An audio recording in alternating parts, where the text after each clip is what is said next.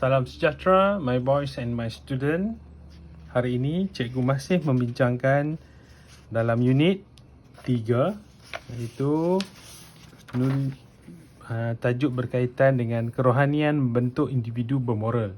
Tapi untuk video kali ini, cikgu akan lebih menjurus kepada peperiksaan. Baiklah. Dalam bab ni, dalam unit 3 ni, kita telah diperkenalkan dengan satu istilah yang dipanggil nilai kerohanian. Okey, cikgu nak you jangan confuse. Dalam pelajaran moral, dalam pelajaran pendidikan moral tingkatan 5, kita hanya ada 18 nilai dalam muka surat 7 ni.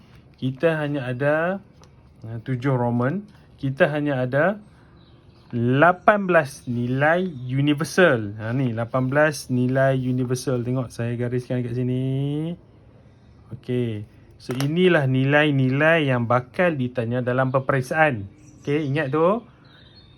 18 nilai universal ni, 18 nilai ni: kepercayaan pada Tuhan, baik hati, bertanggungjawab, berterima kasih, nilai hikmah tinggi, nilai hormat, nilai kasih sayang, nilai kebenaran, nilai kejujuran, nilai kerajinan, nilai kerjasama, nilai kesederhanaan, nilai toleransi, nilai berdikari, nilai harga diri, nilai kebebasan, nilai patriotisme dan nilai rasional.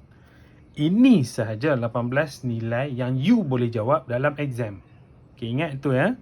Okay, tapi dalam bab ni, bab yang nombor 3 ni, a little bit confusing.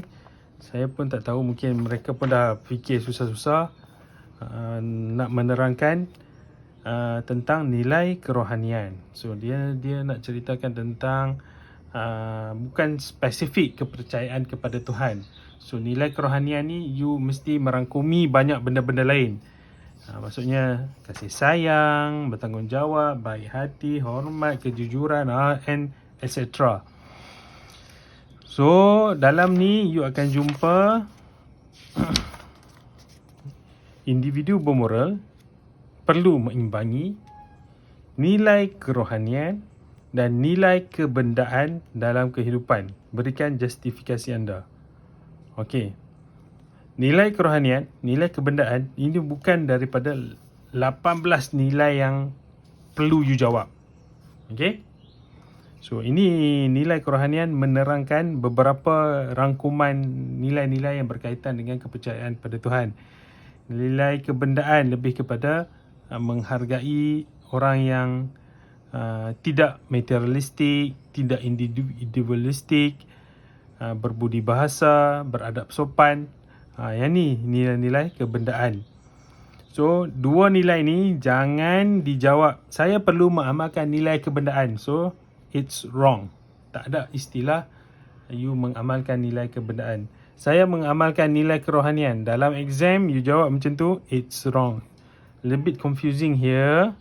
Tapi saya harap you bear in your minds, dua benda ni jangan dianggap sebagai 18 nilai universal yang kita belajar tu. Kita ada 18 universal dalam muka surat 7 Roman tu. 18 nilai ni bukan ini dua ni, nilai kerohanian dan nilai kebendaan, bukan one of them. Okay, make clear of that. Okay, so nilai universal adalah nilai 18 nilai yang kita belajar. So dalam bab ni you sudah jumpa nilai ya. Nilai apa? Pertama ialah universal. Universal. Kita ada berapa? 18. Nilai universal ni juga kadang-kadang kita namakan dia sebagai nilai murni. Nilai murni. Okey. Ini pun nilai universal. Dalam bab ni kita dah pergi dua lagi. Nilai kerohanian dan nilai kebendaan. Okey. Ini adalah tajuk ataupun kata nama ataupun tajuk yang sesuai untuk kita ada 18 nilai tadi yang kita nak terangkan tu. So ini adalah sebahagian daripada 18 nilai tu. So jangan dalam exam, please don't answer nilai universal, nilai kerohanian, nilai kebendaan. So no such thing dalam exam akan tanya nilai-nilai, tapi you jangan jawab nilai kerohanian dan nilai kebendaan. So ni tak boleh So tu nombor satu. Saya nak bagi warning. Sebab mungkin bila you baca, you ingat, you hafal, you confused. Saya tak salahkan you. Mungkin you ada sedikit confusing. You akan guna perkataan nilai kerohanian. So itu salah So dalam bab ni macam biasa yang kita dah go through, mungkin dalam exam akan ceritanya tentang mungkin spesifik satu-satu agama, atau dia akan tanya secara dia bagi gambar-gambar agama amalan penganut agama yang berbeza. Pernah keluar dalam exam macam tu, tapi dalam exam dia lebih kepada amalan kebudayaan menyambut hari kebesaran. Ada gambar hari sambutan hari raya, sambutan tahun baru Cina, sambutan Deepavali. So you pun kena ingat jugalah beberapa perayaan-perayaan yang telah kita belajar daripada form 1 sampai form 5. So dalam bab ni kita dah go through apakah ciri-ciri orang yang baik, orang yang bermoral, yang mempunyai nilai kerohanian. Ni ciri-ciri dia. Macam mana kita nak meningkatkan nilai kerohanian, kita dah go through dalam video yang pertama. Kemudian dalam video yang kedua, part 3, chapter 3 ni, mengapa pentingnya kita mempunyai nilai kerohanian. Saya dah ceritakan supaya kita bahagia, hidup kita aman damai. Kemudian dalam video yang kedua juga, cikgu dah terangkan kesan, implikasi jika kita abaikan nilai kerohanian. So ciri-ciri